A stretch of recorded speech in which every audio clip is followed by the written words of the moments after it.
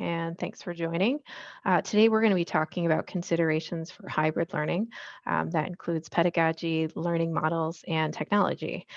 You'll notice on the bottom of the screen, there's a survey there. So if you'd please take a moment to pop that into a browser and fill out the survey, we would greatly appreciate it. Let us know what you think of the session. So before we get into it, just want to introduce the team for California, the Transformation and Strategy team. So we have myself, a Learning Environment Advisor. And what that means is basically I help school districts find the right technology for their teaching and learning goals in the classroom.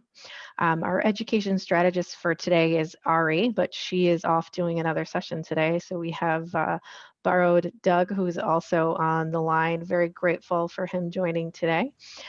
Also not with us is Nick Young. He's our AV solution architect. So the three of us make up the California Classroom Transformation team. We also have Jeff Mitchell on the line here. Sorry, we didn't picture you, but he just waved. No, it's fine. And he is your field sales contact. So jumping right into things now, I'm going to hand this over to Doug. All right. Thank you, Maureen. And thank you to those of you who shared your name, your position, your district, and your favorite app in the chat. Definitely helps in getting things rolling, because then I can pick on you later as we start to work through this. So first and foremost, thank you. And like Maureen said, I am on loan from the state of Florida for today, but part of the education strategy and transformation team here at CDW. A lot of my role revolves around what do things look like in the classroom? What do things look like at the school level? What do things look like at the district level? So everyone on our team, on the education strategy team, is former district or school staff. So I was a teacher, an assistant principal, and a district administrator over instructional technology. So I'm going to hit on kind of what are these things, or what are we seeing across the country as far as hybrid learning goes from the pedagogy and lesson standpoint.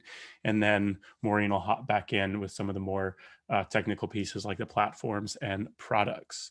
So one thing that we've seen is that hybrid learning looks a little different everywhere that you go, right? So every school district might have a little bit of a different definition or their own tweaks on kind of the basics. But what we're going to dive into is a little bit of defining just overall what we talk about when we're talking about hybrid learning.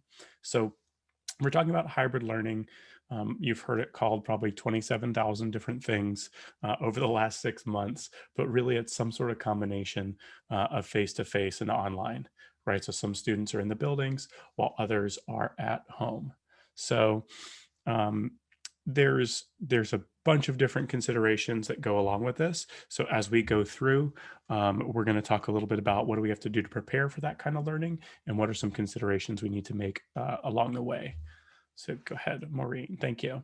So in preparing for that, right, preparing for the learning, a lot of that still looks the same because we're preparing lessons for our students that need to take all these different things into account, right? Now, some of the platform pieces and some of the pedagogy for digital learning versus in-class learning does look a little different, right? And so we are kind of reworking, right? What does that pedagogy look like in this age compared to what it looked like months ago or a year ago?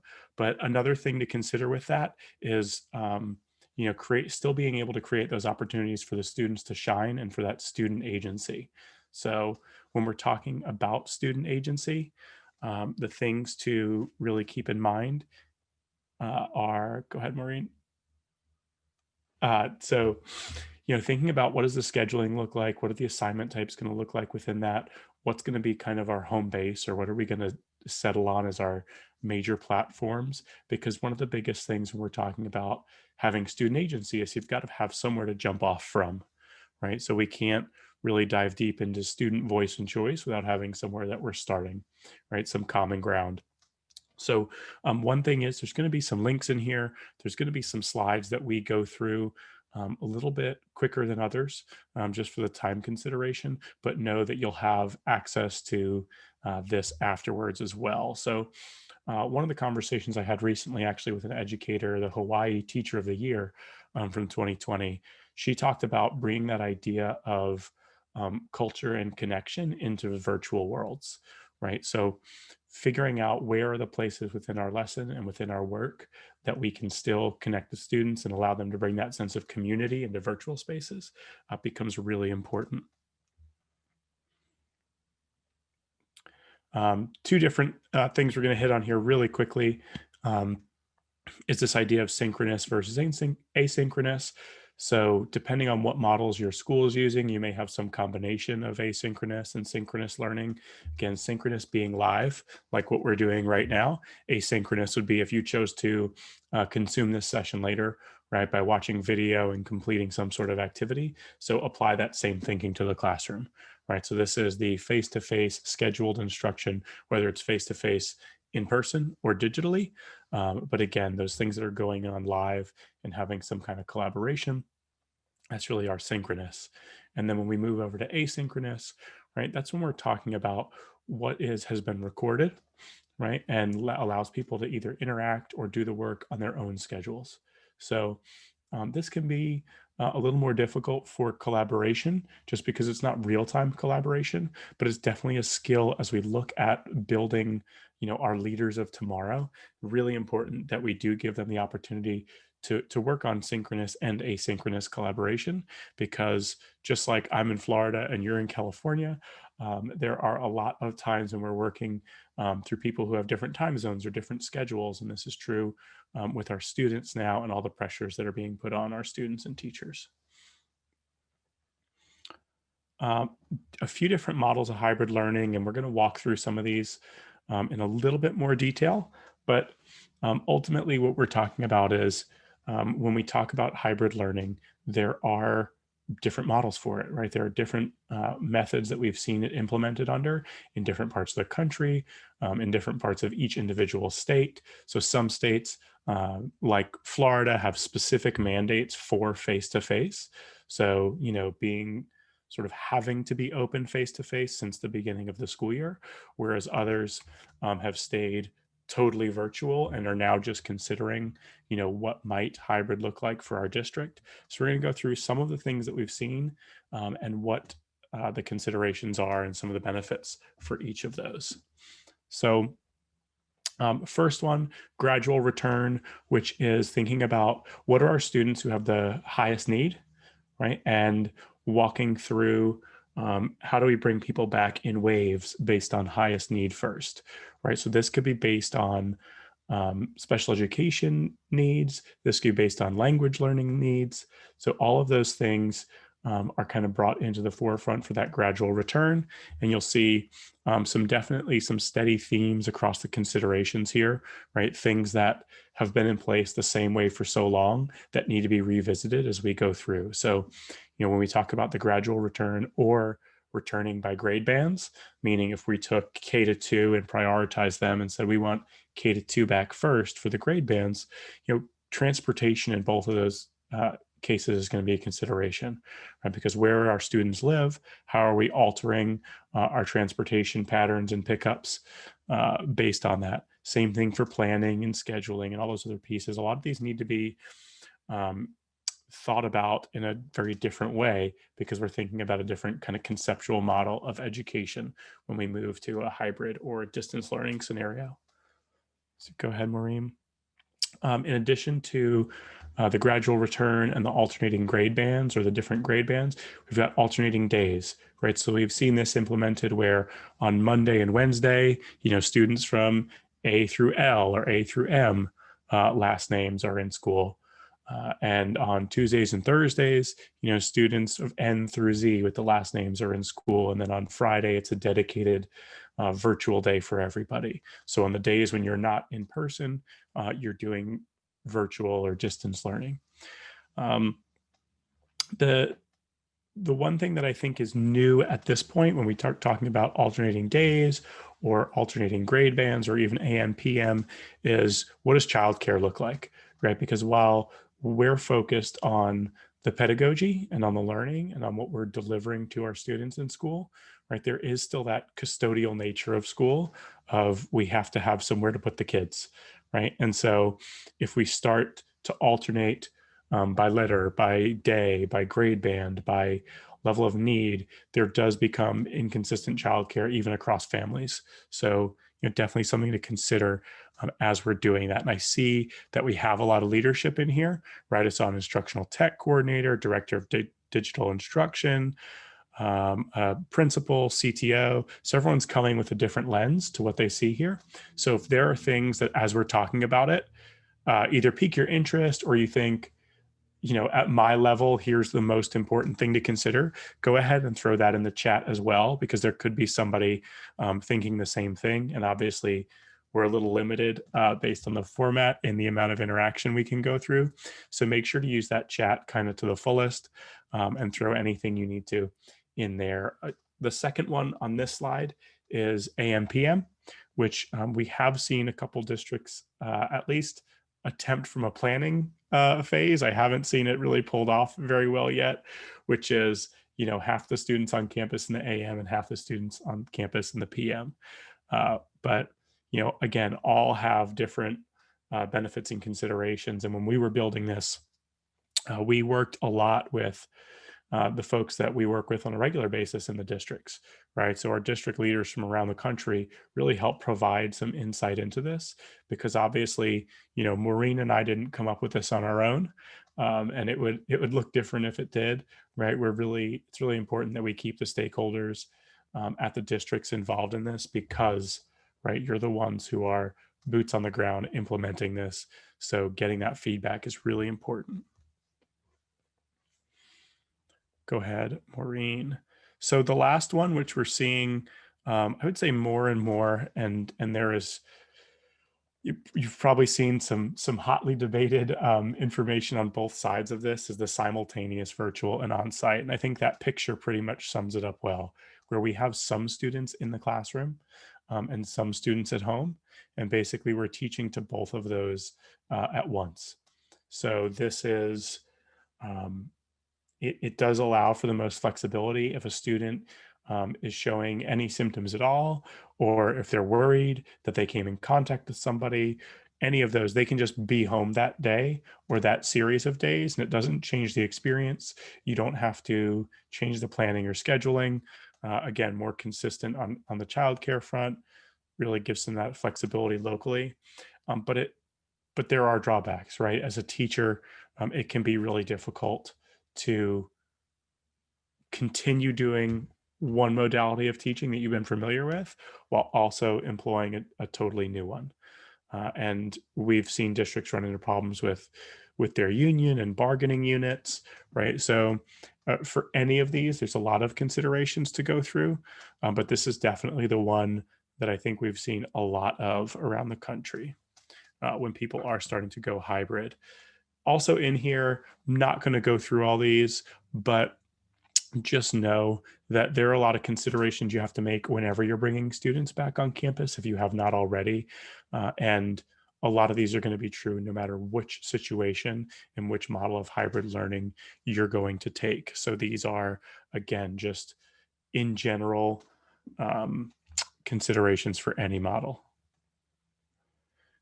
And then my last slide before we go back to Maureen is in the, when we've talked about what this looks like now, right, we also want to make considerations for what is this going to look like post-COVID, right? So are we going to continue with hybrid learning? Are we going to just move back to all face-to-face? What we've seen is that in districts that have implemented some kind of hybrid model, there's definitely been an appetite to continue that even when full-time face-to-face is an option. So for some families, this really works. And so what we think is we're going to see a little bit of a shift, whereas before a hybrid or a remote learning model was really this fringe piece of teaching and learning. We think that we're going to see a little bit more of that become mainstreamed. Also, with that comes some changes, which Maureen is going to touch on, but in what the classroom looks like, right? So if we're going from this model where the most important thing is being able to have some interactivity in the room, right? So talking about those interactive whiteboard solutions, which, you know, can still absolutely play a part, but to where we're also thinking of, what is this going to look like when we have to broadcast this out, right? What is this going to look like when it's streamed, which obviously a year ago, very few districts were working on. So when I was back in my district, one of the things we were working on along these lines was putting a few cameras in the classrooms so that courses that we only taught at one of our high schools could be used at all the different high schools. And that's sort of what the idea of a broadcast classroom is, right? Is that I can take my content that I'm creating in my classroom and use it in different ways to either, you know, increase those opportunities for class choices, hospital homebound students, or if I have students of need, like my students receiving special education services that need to be out of the classroom, they can still be getting highly qualified, certified instruction in those more specialized areas. So Maureen, take it away on platforms and equipment. Yeah, thanks. Thanks, Doug. So sort of taking a deeper dive and looking at the first steps when we're considering technology and what the hybrid learning classroom is going to look like is to be evaluating and looking at the platforms. In a lot of cases, it makes sense if you're a Google district or a Microsoft district to, you know, use Teams or Meet. Zoom and WebEx, certainly great options as well.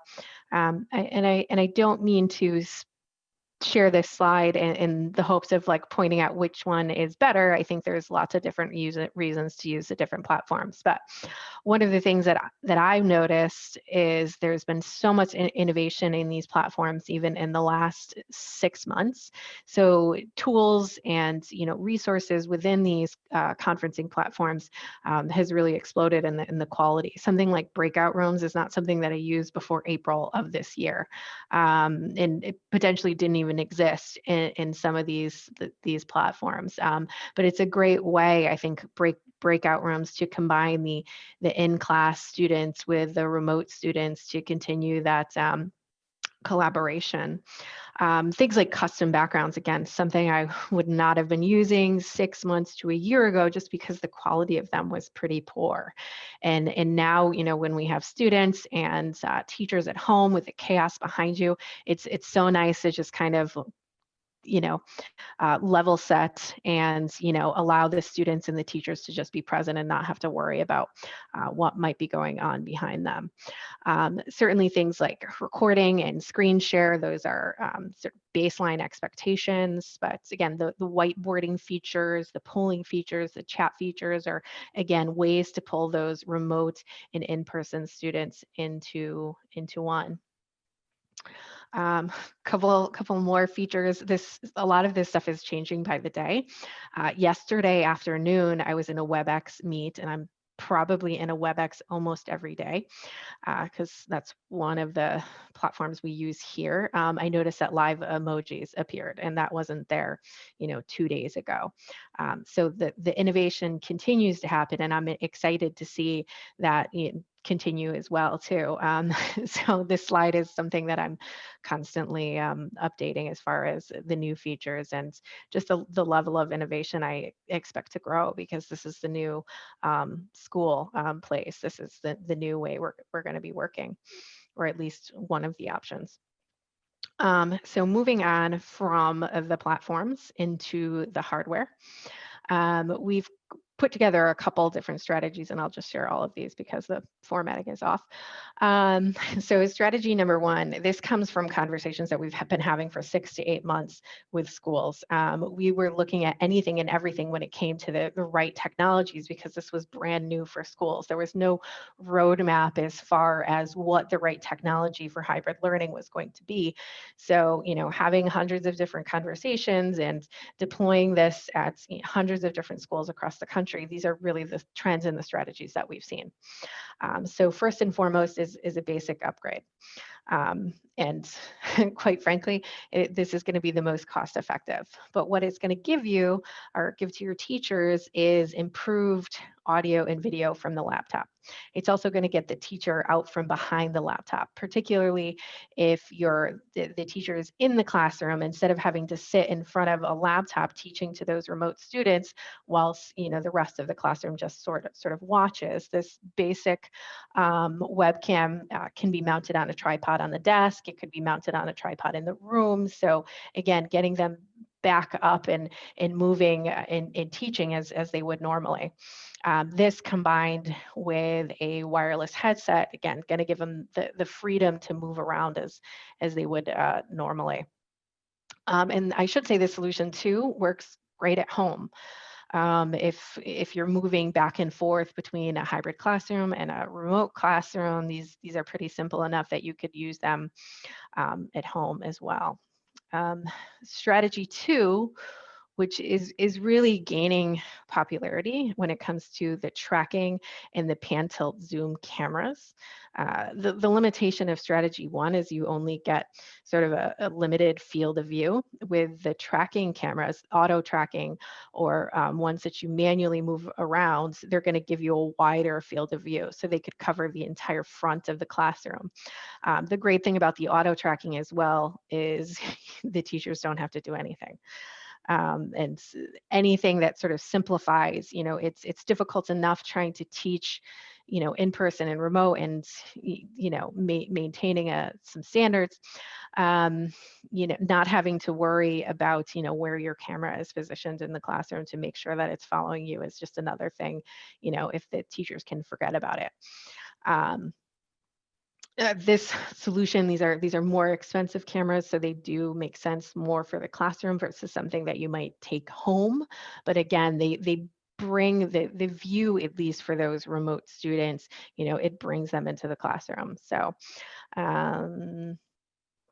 this is also pictured with a speakerphone as well. This comes together, but you certainly aren't stuck with a speakerphone. You could, do a headset in conjunction with this type of camera if you had a preference. Strategy number 3, again, along the lines of simplicity for the teachers, not having to become technology experts on top of everything else they need to do, is the simplicity of this. So it's all in one, it's plug and play. It's just one USB that you need to plug into your laptop. Moderate price-wise between strategy 1 and strategy 2, and some of these also come with the tracking features as well too. So kind of a nice middle of the road there. And lastly is strategy 4. And there's really 2 big reasons why schools are looking at strategy 4. Number 1 is obviously it's on a cart, so it is portable. So if you needed to move the technology for the hybrid learning from one classroom to another classroom, you could easily do that because all of the technology is mounted to one cart. And what this basically consists of is a flat panel display, could be interactive flat panel display, 55 inches, maybe bigger. There's an all-in-one camera here, but you certainly could use a web camera if you chose. Again, this one is customizable. It's mobile. But the second reason why I really like a solution like this is you can see, you can get a better picture of the remote students. So instead of tiny little thumbnails, you have like an entire 55-inch panel to see all of those remote students. This can be pointed at the teacher. Or it could actually, depending on the privacy concerns at your district, you could actually point it back at the students so they could have a two-way conversation, and those remote students are going to feel more like they're in the classroom, and the in-classroom students are going to feel more like they're participating with those remote students as well. So a lot of good reasons for that. To dive a little bit deeper on the microphone, we have 3 different flavors for you on this slide. So the first is an omnidirectional microphone. This can be plugged in at the front of the room on a teacher's desk or on a podium. And what's great about this is it has a 25-foot omnidirectional range.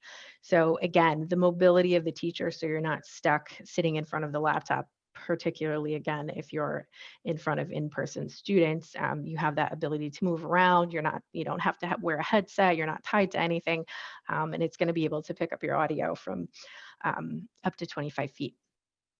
The second option is a dual microphone. And this includes a microphone for the teacher that they would wear around their neck as a pendant, and a second microphone option that can be placed somewhere in the middle of the room to pick up the student audio as well. And then lastly, on the previous slide, we also pictured a speakerphone, but we have a rather large speakerphone here. This one is meant for large conference rooms. So it's another great option. The differentiator here is you get the two-way conversation. So the remote students can hear the in-person students and vice versa. These can also be daisy chained together to increase the coverage area if you have a larger classroom there. Next, you're seeing a bunch of headset options. Here at CDW, we probably have hundreds, if not more, when it comes to headsets. The ones I'm showing here are meant more for the teachers. None of these are better than the other. They're just simply different options that are based on a personal preference. I actually have a couple of these. I have the wireless earbud set. I have an ear cup set, and then there's a mono ear cup set. So depending on if you're at home or you're in the classroom, you might have a different preference. These, again, are wireless, probably meant more for the teachers, again, so they can get up and move around and be able to hear the remote students. And again, as I said before, we have hundreds. So from basic earbuds for students, we have a lot of different options for the needs of in-classroom and at-home students. Again, particularly if it's loud in the home, it might be helpful for students to have additional options for hearing the content. And one of the other concerns, I have to be honest, it didn't dawn on me at first, but when you have, masks that you need to wear in the classroom, it can be particularly difficult for the students to hear. In many cases, it's already for the students in the back of the classroom to hear, but now you have teachers wearing masks all day. That increases, the level of difficulty in hearing and understanding what the teacher is saying. So we have a couple different options for the teacher voice amplification. So couple all-in-one options. We also have ceiling mounted options. So the all-in-ones tend to be a little bit more portable. So if you wanted to move those around, those are really great options. And then we also have the more permanent, obviously, with ceiling mounted. All of these are going to come with a pendant mic that the teachers can wear. Again, helps the teacher being heard. The other great thing about this is, at some point in the future, when we don't have to have like required masks in the classroom, is this reduces, the teacher voice fatigue, number one, and then number two, the students in the back of the classroom that frequently have trouble hearing, like this is a solution to help them out too. So there is sort of an after COVID use case for these. And I also don't want to forget a lot of the existing technology that's in the classroom. So here you can see an interactive projector and an interactive flat panel being used, again, as the teacher would normally, free to move around the room. You can see the in-person students socially distanced at the bottom and all of the remote students there at the top. If these interactive flat panels come with some compute, you can join them to the meeting so you can share that content that way. What this does is relieve that concern of the camera focusing in on a tiny whiteboard and the students being able to see the teacher and the content. So you can do both of those with the setup. And this down the center here is that one of those all-in-one camera microphone options. So I think it's great to be able to incorporate the existing technology with the new technology for teaching remotely. And as Doug mentioned early, we have a bunch of links.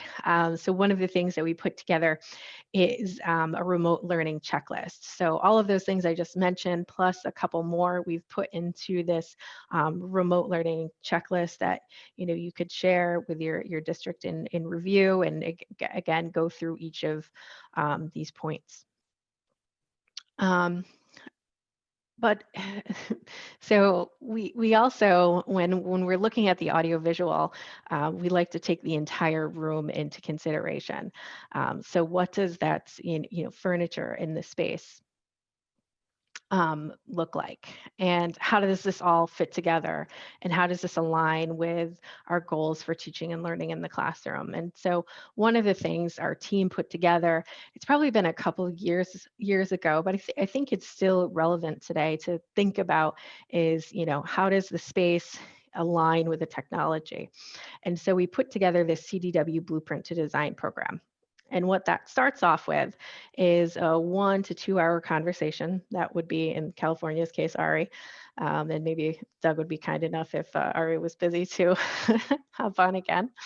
And really the purpose of that consultation is to learn about your vision for the space. There isn't necessarily a deep dive into technology or furniture, but like, what do you want the students and the teachers to be doing in that space? Those notes, along with pictures and a blueprint, are packaged together and sent over to our designers. And then what our designers do is transform that into a design. And that's when you get to hear from myself to walk you through that 3D color design and just make sure everything meets your needs. So just to give you an example, this is a design that we did. It's a library media center. And again, this is the 3D rendering that you would get. I think it's really cool because it gives you that capability to share your vision of the space. Again, you can kind of see the AV in there as well. So it's frequently, very difficult to like envision what a space is going to look like. You might like certain things or think things make sense, but it's really great to have pictures of it and be able to share it with your board and the various different stakeholders. And then this is what the space actually looks like. So we can get really, really accurate with that. So like down to the carpet and the ceiling. We didn't build any of that, but we have some really, really accurate renderings, so you can get a really good picture of what your space is going to look like in the end. And what we've seen recently is, putting together the socially distanced design. So much of what we had been talking about pre-COVID is flexible furniture. So you see a lot of that showcased here with it's socially distanced in this case, but so you can get a picture of what it looks like now and what it will hopefully look like next year when, we can be a little bit closer together, a little bit more collaborative. We do, however, show some solutions around maintaining collaborative work with some mobile panels that can be placed in between. They're clear, but they give you an extra barrier in between the students. I think this slide is really great too, because it shows you how you can use a cafeteria or a gym to create more socially distanced spaces as well, if you're going back from remote. And oops, that looks like that concludes everything for today. I did see that there was some questions that we had. It looks like we have. Ron was asking about if we had a link for the presentation. I think that it said that you're going to share that, share out a PDF of the presentation. Yep. Afterwards. Yeah, actually, so if you want to go ahead again, I'm going to go back to the first slide. If you I can fill throw it in out the chat, the form. Oh, perfect. Yeah. Yep. So if you have any questions, you can either throw them in the chat, or I think you're able to just unmute yourself. So feel free to do so and ask anything or dive in.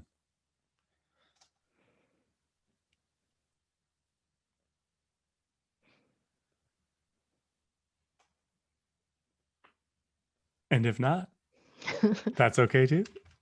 And thank you for sharing this time with us today. and being a part of the work.